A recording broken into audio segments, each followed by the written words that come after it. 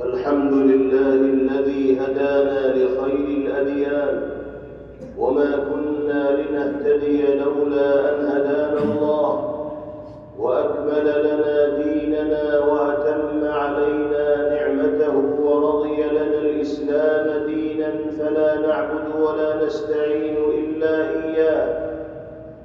ألف بين قلوب أهل الإيمان فأصبحوا بنعمته إخوانا، وحثهم على أن يكونوا كأعضاء جسد واحد أنصارا وأخدانا. نهاهم عن موالاة أعدائه أعداء الإسلام والمسلمين، وأوعدهم بمس النار والخذلان على الركون إلى الظالمين. والصلاة والسلام على شمس الهداية واليقين، المميز بين الطيب والخبيث المهين، المأمور بالغلظة والجهاد على الكفار والمنافقين، وإعداد المستطاع من القوة المرهبة قلوب أعداء الله المخذولين، سيدنا ومولانا محمد المبعوث رحمة للعالمين ومنقذا للخلائق من غضب الله ذي القوة المتين، وعلى آله وأصحابه الأشداء على الكفار الرحماء بين المؤمنين، وعلى تابعيهم وأتباعهم أجمعين إلى يوم القيامة الحماة بيضة الإسلام والدين المبين. أما بعد، فيا أيها الناس، إلى ما هذا التناعس الفظيع ولم يزل القرآن العظيم ينبهكم، وإلى ما هذا التناؤم الشنيع ولم يبرح الدهر اليقظان يوقظكم. أما بان لكم أن الأمم قد تداعت عليكم تداعي الأكلة على القصعة، واجتمعت على أن تبلع الإسلام والمسلمين وبلادهم فتمضغها مضغا، حتى ما تخشون الناس والله أحق أن تخشوه، وحتى متى تولون الأعداء والله ورسوله أحق أن تولوه. أفطال عليكم الأمد كالذين من قبل فقست قلوبكم، أم زال عنكم الخشوع لذكر الله فتحجرت أفكاركم وعقولكم؟ ألا ترون أن من الحجارة لما يتفجر منه الأنهار عن مخافة الله، وأن منها لما يشقق فيخرج منه الماء أو يهبط من خشية الله؟ أفحسبتم أن تتركوا أن تقولوا آمنا وأنتم لا تفتنون؟ أم حسبتم أن تدخلوا الجنة ولما يأتكم مثل الذين خلوا من قبل وتبتلوا بمثل ما كانوا يبتلون؟ فوالله ليعلمن الله الذين صدقوا وليعلمن الكاذبين، وليعلمن الله الذين جاهدوا منكم وليعلمن الصابرين. فقد ورد في الخبر عن النبي الصادق الأبر صاحب القبر الأعظم صلى الله عليه وسلم أنه قال: سيكون بعدي أمراء، فمن دخل عليهم فصدقهم بكذبهم وأعانهم على ظلمهم فليس مني ولست منه، وليس بوارد علي الحوض. ومن لم يدخل عليهم أو دخل عليهم فلم يصدقهم بكذبهم ولم يعنهم على ظلمهم فهو مني وأنا منه، وهو وارد علي الحوض. وقال عليه الصلاة والسلام: لا تحاسدوا ولا تباغضوا ولا تدابروا، وكونوا عباد الله إخوانا. وقال الله تبارك وتعالى في كتابه العظيم: بشر المنافقين بأن لهم عذابا أليما. الذين يتخذون الكافرين أولياء من دون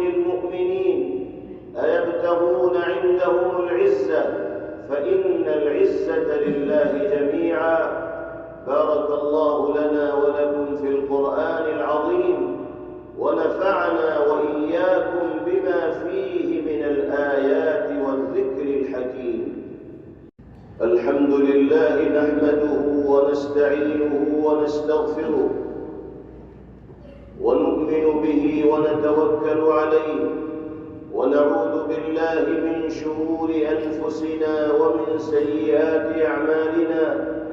من يهده الله فلا مضل له، ومن يضلل فلا هادي له، ونشهد أن لا إله إلا الله وحده لا شريك له، ونشهد أن سيدنا ونبينا ومولانا محمدًا عبده ورسوله، صلى الله تبارك وتعالى عليه وعلى آله وصحبه، وبارك وسلم تسليماً كثيراً كثيراً.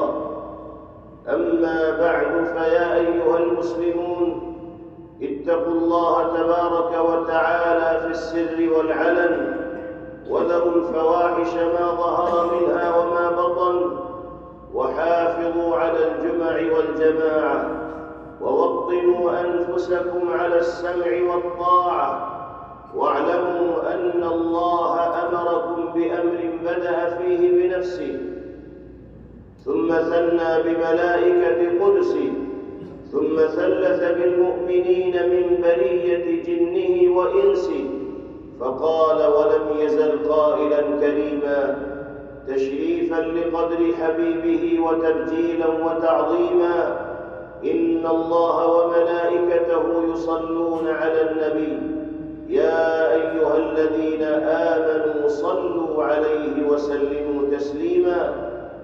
اللهم فصل وسلم وبارك على أحب خلقك إليك وأكرمهم لديك، سيدنا ونبينا ومولانا محمد، وعلى آله وصحبه، كما تحب وترضى عدد ما تحب وترضى. وارض اللهم عن الأربعة الخلفاء الأئمة الحنفاء أبي بكر وعمر وعثمان وعلي، وعن سائر أصحاب رسول الله أجمعين، وعن سائر الأنصار والمهاجرين، ومن تبعهم وتابعيهم بإحسان إلى يوم الدين. وارض عنا معهم بعفوك وكرمك ومنك وجودك يا أكرم الأكرمين. اللهم أعز الإسلام والمسلمين، اللهم أعز الإسلام والمسلمين، اللهم أذل الشرك والمشركين، اللهم دمر أعداء الدين، اللهم احمِ حوزة الدين يا رب العالمين.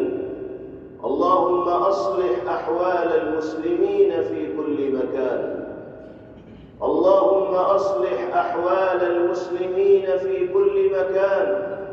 اللهم انصر إخواننا في فلسطين على اليهود الغاصبين، اللهم انصر إخواننا في فلسطين على اليهود الغاصبين. اللهم وحد صفوفهم واجمع قلوبهم وثقل موازينهم وسدد رميهم، وانصرهم على عدوك وعدوهم يا قوي يا عزيز. اللهم اخذل الكفرة واليهود والنصارى والمشركين، اللهم شتت شملهم، اللهم مزق جمعهم، اللهم دمر ديارهم، اللهم خالف بين كلمتهم، اللهم امحو آثارهم، اللهم اقطع دابرهم، اللهم أنزل بهم بأسك الذي لا ترده عن القوم المجرمين. اللهم أهلكهم كما أهلكت عادا وثمود، اللهم خذهم أخذ عزيز مقتدر.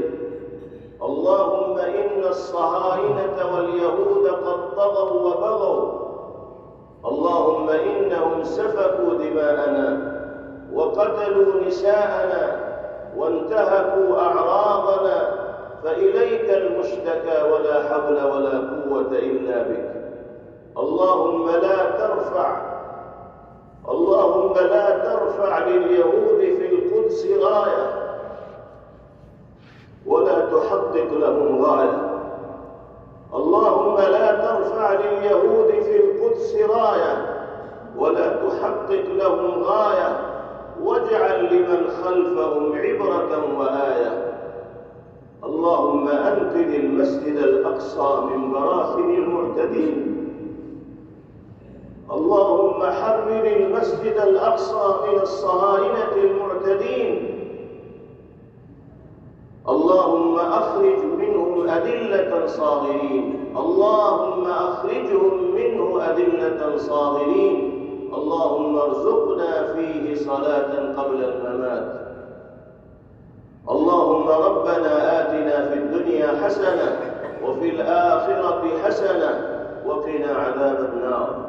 عباد الله رحمكم الله، إن الله يأمر بالعدل والإحسان وإيتاء ذي القربى وينهى عن الفحشاء والمنكر والبغي، يعظكم لعلكم تذكرون. اذكروا الله تعالى يذكركم وادعوه يستجب لكم، ولذكر الله تعالى أعلى وأولى وأجل وأكبر. सोफे दुरुस्त कर दीजिए, दरमियान में जगह खाली हो तो उसे पुर कर दें। अल्लाहु अकबर। अल्हम्दुलिल्लाहि रब्बिल आलमीन अर्रहमानिर रहीम मालिकि यौमिद्दीन इय्याका नअबुदु व इय्याका नस्तईन اهدنا الصراط المستقيم صراط الذين أنعمت عليهم غير المغضوب عليهم ولا الضالين.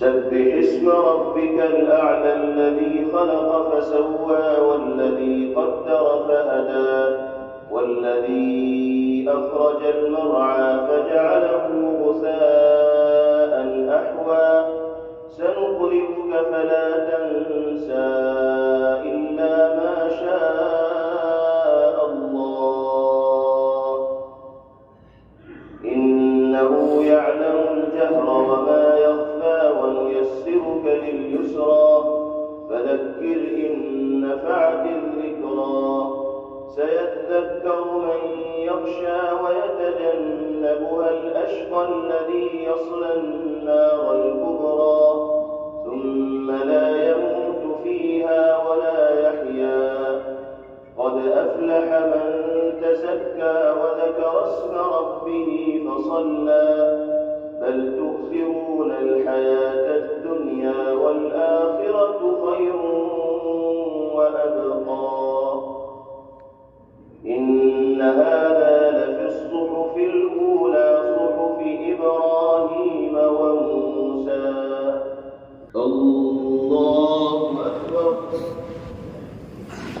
الحمد لله رب العالمين الرحمن الرحيم مالك يوم الدين إياك نعبد وإياك نستعين اهدنا الصراط المستقيم صراط الذين أنعمت عليهم غير المغضوب عليهم ولا الضالين.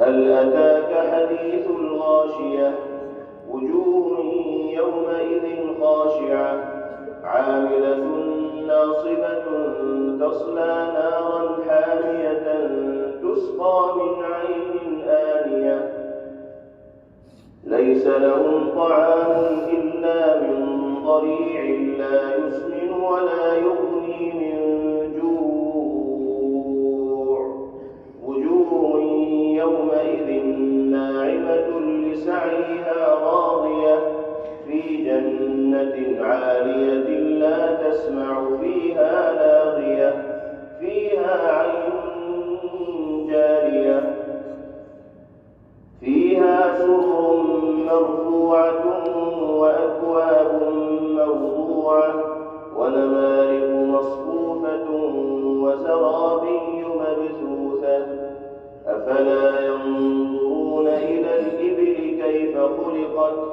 وإلى السماء كيف رفعت وإلى الجبال كيف نصبت وإلى الأرض كيف سطحت فذكر إنما أنت مذكر لست عليهم بمسيطر إلا من تولى وكفر فيعذبه الله العذاب الأكبر إن إلينا إيابهم ثم إن علينا حسابهم الله أكبر السلام عليكم ورحمة الله السلام عليكم ورحمة الله. Thanks for watching. Don't forget to like, comment, share and subscribe to Al Wahid channel.